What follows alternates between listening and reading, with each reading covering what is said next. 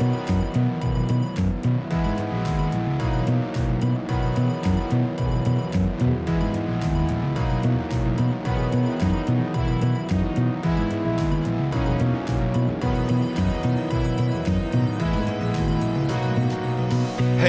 what's up, Wargamers? Welcome back to World of Wargaming, and welcome back to my dirty paint station. So today we're going to take a look at one of the most basic and versatile tools in the hobby painter's arsenal, and that's dry brushing. We're going to be using this Gloomstalker from WizKids as our subject. Now, some of you may recognize this model from the quick video I did about wet blending with contrast paints. If you're not familiar with that and you'd like to check it out, there's a link to it right there. You will also need a palette of some sort. Coffee lids are my favorite because they're plentiful in my house, and I enjoy it. So I like being able to reuse things. And you'll need a rag or a paper towel, something to wipe the brush off on. So for dry brushing to work, we need a few things. Obviously, we need the model. We need the paints, which for today are going to be Mars Red, Troll Slayer Orange, Moon Yellow from Vallejo Game Color. Now, this is an old bottle of paint, but any bright yellow, like a Flash Gitz or a Phoenix Flame, I think it's called, from the Army Painter, any of those models will work fine, or any of those colors will work fine. And obviously you tailor this to whatever you're doing, but generally when you're dry brushing, you just want a color or shade or tone that is lighter than your original base coat, because that's how it works.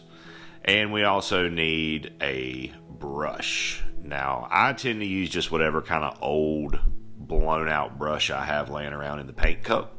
I know a lot of people that swear by using the cheap makeup brushes like you could buy at the dollar store or Dollar General or Walmart or Amazon or wherever you buy cheaply made things. And a lot of people say those work amazingly well.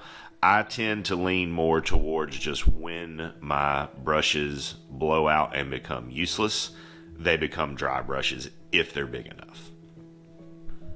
I swapped out my brush because I found the one I was looking for. I like a dry brush that's got a slightly stiffer bristle to it. I don't like a particularly soft bristle if I'm going to be doing any kind of dry brushing. So the process is super simple. I'm going to load our brush up. Take our towel, rag, paper towel, pant leg of my jeans is often the result here, and then we're just going to run it across.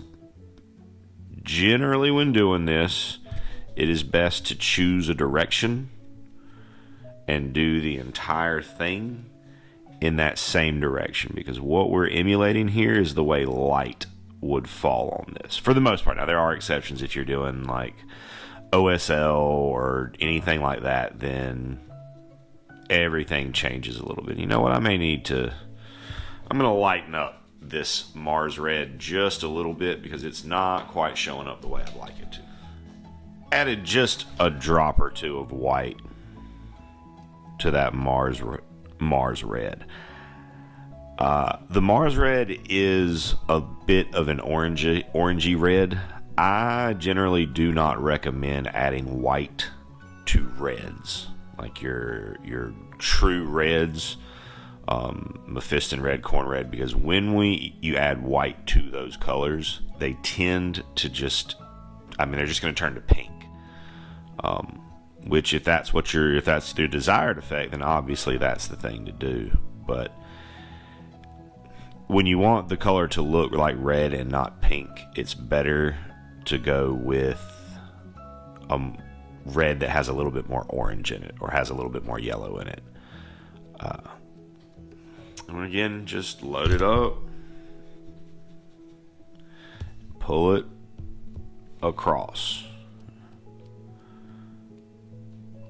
And my plan here is to put down the red dry brushing first, then the orange, and then the yellow. And then I may go over the entire thing with just a very light dry brush of white to tie it all together.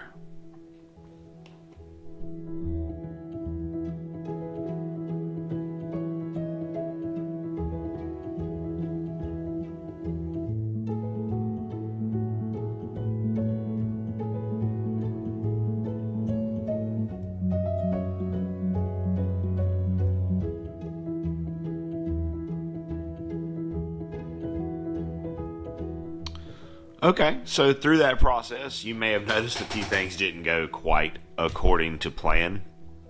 And that's okay. You know, we had to lighten up the red. And again, these first coats, the Mars Red, the Troll Slayer Orange, what ended up actually being the Phoenix Flame from the Army Painter, and then again with that added, with some white added to it, those first three, the initial dry brushings of red, yellow, orange here for me were mainly just a blending operation, just to smooth out a little bit over the top of what I had done earlier for my base coat. But that final coat of the Phoenix Flames with a little bit of white added to it, that's the one that really pulls out all our detail. It catches the edges of the flames, all the little wrinklings on the back where the flames are coming up off the spine, all of that. Now, I could very well, and let me also mention that under here, I'm not going to do anything with that. That's just going to stay. But that's a conversation for another time. As far as dry brushing goes, again, big reminders: load your brush up, make sure it's got plenty of paint, make sure you wipe that paint out thoroughly, and then when you go to dry brush, try to keep it in the same motion. That does it for today. Thank you so much for stopping by World of Wargaming, hanging out with me at the hobby station as we work through our piles of opportunity. That does it for today. Thank you so much for tuning in to World of Wargaming. If you've enjoyed the content that you saw today, consider hitting that like button for me. If you want to see more content like what you saw today, consider hitting that subscribe button and hitting that bell for notifications so that you get alerts whenever I post new content. And if you liked what you saw so much that you would like to contribute to the continuation of it, then check out the description below. You'll find a link to the Patreon account for the studio.